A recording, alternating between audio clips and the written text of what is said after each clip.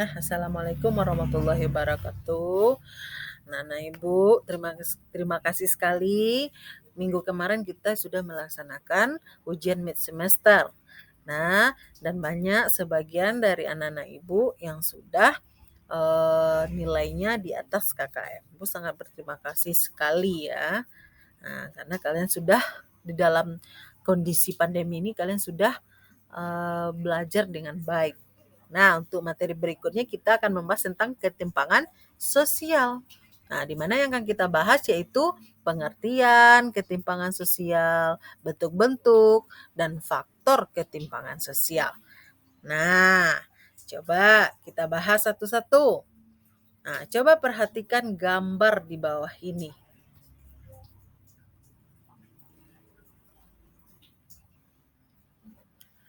Nah, pasti pernah melihat ya kondisi yang seperti ini. Nah, bisa dikatakan ini merupakan sebuah ketimpangan sosial tidak? Ya, bagus sekali. Ini adalah contoh dari bentuk ketimpangan sosial. Nah, kira-kira menurut Ananda, kira-kira apa itu ketimpangan sosial? Ya, bagus sekali. Nah, jadi ketimpangan sosial itu adalah kondisi ya di mana ketidakseimbangan, tidak seimbang antara masyarakat yang satu dengan masyarakat yang lainnya yang memiliki status yang sama. Contohnya tadi statusnya seorang anak, nah, seharusnya dia memiliki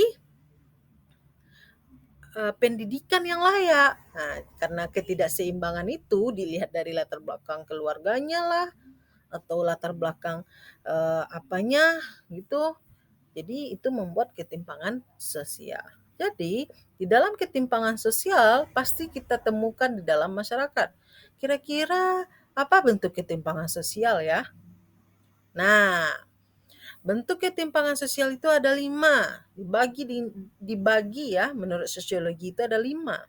Antara desa dan kota, kualitas sumber daya manusia, ketimpangan ekonomi antar golongan di masyarakat, karena tidak meratanya pembangunan ya, maka terjadinya ketimpangan ekonomi antar masyarakat. Kemudian ketimpangan penyebaran aset. Tidak seimbang ya penyebaran aset. Aset itu tahu tidak? Ya, aset itu adalah sebuah kekayaan yang dimiliki oleh perusahaan lah, negara lah, gitu ya. Nah, jadi penyebaran kekayaan itu tuh tidak merata, maka terjadilah ketimpangan. Nah, terakhir ketimpangan antar wilayah dan subwilayah ya yang akan menyebabkan eh, ketimpangan ya. Nah, di mana ketimpangan itu terjadi pada wilayah-wilayah desa karena eh, pembangunan itu lebih terpusat ke kota. Dibangunlah gedung-gedung yang tinggi, itu kan adanya di perkotaan. Maka daerah yang terpencil, sekolah dan rumah atau rumah sakit pun jarang kita temui. Maka terjadilah ketimpangan karena lebih terkonsentrasi, terpusat ke perkotaan. Nah, itu bentuk ketimpangan sosial. Selanjutnya, kira-kira ketimpangan sosial itu terjadi karena ada faktor tidak? Iya, pasti karena ada faktor. Nah, jadi faktor ketimpangan sosial itu menurut sosiologi juga dibagi 5. Nah, coba kita perhatikan. Yang pertama, faktor penyebab ketimpangan sosial itu adalah adanya ketidaksiapan menerima perubahan. Nah, jadi maksudnya apa? Nah, jadi di media elektronik atau internet teknologi sekarang ini lebih banyak juga ya yang tidak mau menerima perubahan yang terjadi saat ini. Nah, contohnya pada generasi-generasi yang sudah melewati umur di atas 50-an gitu ya. Nah, jadi dia tidak sanggup lagi untuk menerima perubahan ini, tidak mampu lagi untuk mengikuti aliran perubahan yang terjadi di zaman now sekarang. di zaman milenial lah istilahnya. Jadi kalau yang tidak mau menerima perubahan dia akan tertinggal. Nah, maka itu terjadilah ketimpangan sosial. Nah, yang kedua, kebijakan pembangunan yang kurang tepat. Nah, ketiga, tingkat pertumbuhan pembangunan yang tidak merata. Nah, yang keempat, institusi politik dan ekonomi yang cenderung eksklusif. Maksudnya di sini apa? Nah, pemegang kekuasaan itu punya hak untuk mengubah bangsa menjadi lebih baik demi kepentingan bersama. Tapi banyak ya segelintir orang yang memiliki sikap eksklusif. Tahu tidak sikap eksklusif itu apa? Iya, sikap eksklusif itu adalah cenderung tidak transparan, ya. Nah, jadi cenderung, menimbulkan keserakahan. Nah, banyak yang korupsi contohnya ya sekarang ini. Nah, sehingga memanfaatkan kekuasaan dan wewenangnya untuk kepentingan dirinya sendiri.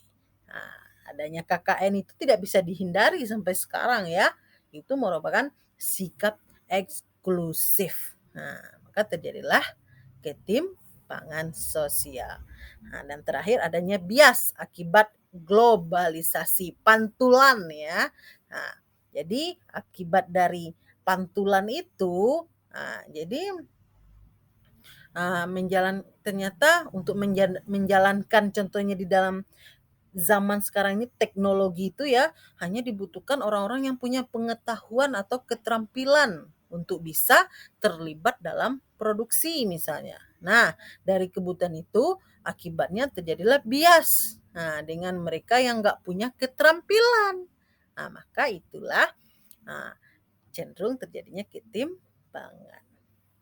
Nah, ini materi kita hari ini. Adanya pengertian tadi yang sudah kita bahas, bentuk-bentuk dan faktor penyebab ketimpangan sosial. Untuk berikutnya, Ibu akan melakukan kuis. Nah, dan anak Ibu silakan jawab di kolom komentarnya ya. Siapa yang menjawab di kolom komentar langsung Ibu ambil nilai dan absennya hari ini.